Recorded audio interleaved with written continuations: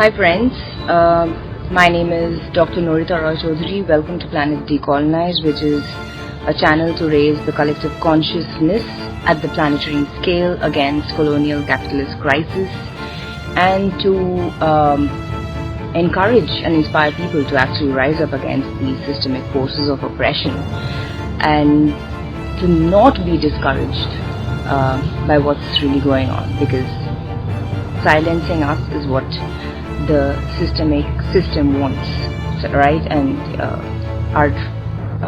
as an educator, I believe our job is to sort of inspire collective consciousness in response to that. So back to today's topic. So today I wish to read certain excerpts from this book called Pedagogy of Dissent. It's written by Ramin Jahanbegloo, and I bought this book actually from the book fair, a very famous book fair that happens annually in my home city in Kolkata. And the book fair is sort of really famous. It widens the scope for small-scale book publishers to sell wide-ranging books, ranging from children's books to critical theory and everything, feminist literature. You find everything under the sun, and all authors across the globe are given access to they are provided a platform to sell their books in this book fair. So it happens every January. And I bought this book from there, and so I will read certain aspect of dissent that defined in this book. And I found this book sort of conceptually very to the point, which is why I decided to buy it, and it is also very cheap. So who is Ramin Jahanbegloo? Without intending to mispronounce the name. So Ramin Jahanbegloo is one of the world's leading political philosophers and most widely read authors, who is also a professor and vice dean, Mahatma Gandhi Center for Peace at O.P. Jindal Global University, Sonepat in India. So he won the Peace Prize in 2009 from the United Nations Association in Spain for his work in promoting dialogue between cultures for non-violence.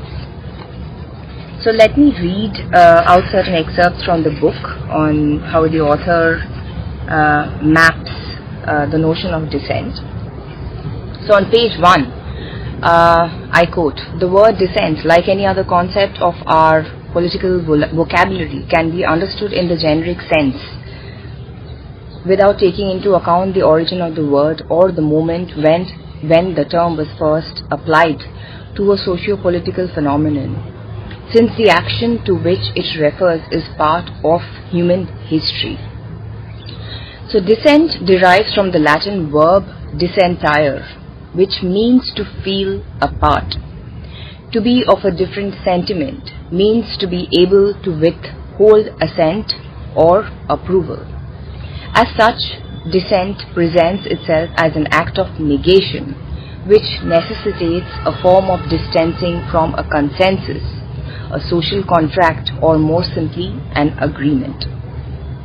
But in fact, dissent is not only an adversarial or antithetical reaction to a public state of mind or to the very act of governance. More than just simple opposition, dissent represents a non-conformist move against the tide. That is why the derivative of the word dissent is dissident, which applies to a person who challenges an institution from within its existing structure. Dissidence is the experience of an individual who has the intent and the ability to challenge and subvert the production of existing normative, social, political, and cultural norms in a society by reproducing his or her own critical, aesthetic, and ethical values. So, So friends, we see that the concept of dissent is not just a negative one. Of course, it involves the first process of negation, which is to say no, or to voice negation to a certain mode of conformity, or to say no to a certain existing system of values or ideologies that is taken for granted as normal. But also what I understand from this concept is dissent does not just apply to an individual. So it just not does the aspect of non-conformity does not just apply to individuals who are voicing their opinion against the existing state of structure, or voicing their opinion against the existing social contract. And social contract can be with the contract or the agreement with the state, or the contract and agreement at the community, at the society level. So they need not be individuals, because even they can be collectives, or they can be groups such as workers' unions. Unions can be dissidents and not just individuals. Then also other non-state actors can be dissidents, such as civil society organizations can be dissidents. And who else can be dissidents? NGOs.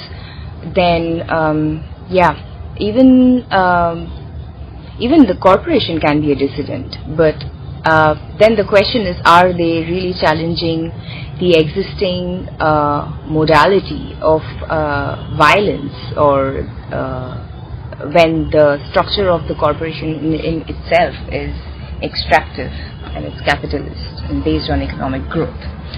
So anyway, so that's the point. Two takeaways is the fact that dissidents can be individuals and collectives who can be non-conformists for challenging the existing state of contract or existing state of normalcy.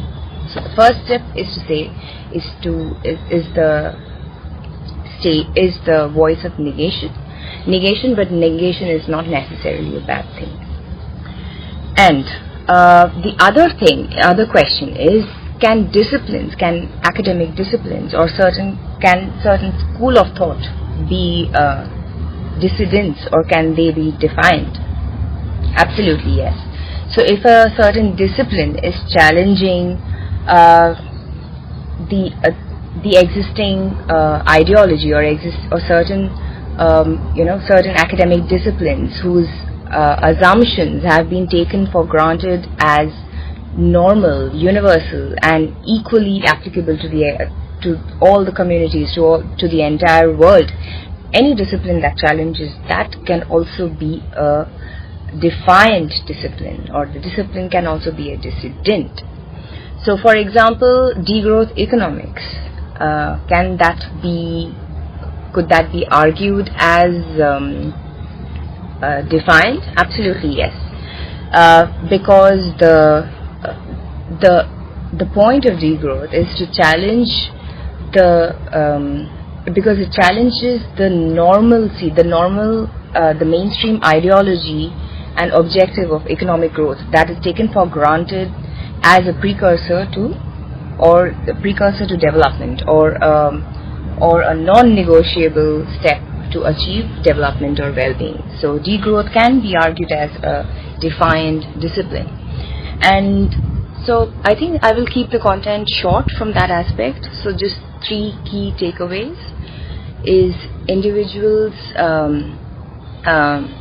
and collectives can be dissidents if they challenge the state of the existing social contract and challenge the existing ideology. And then the third takeaway is the fact that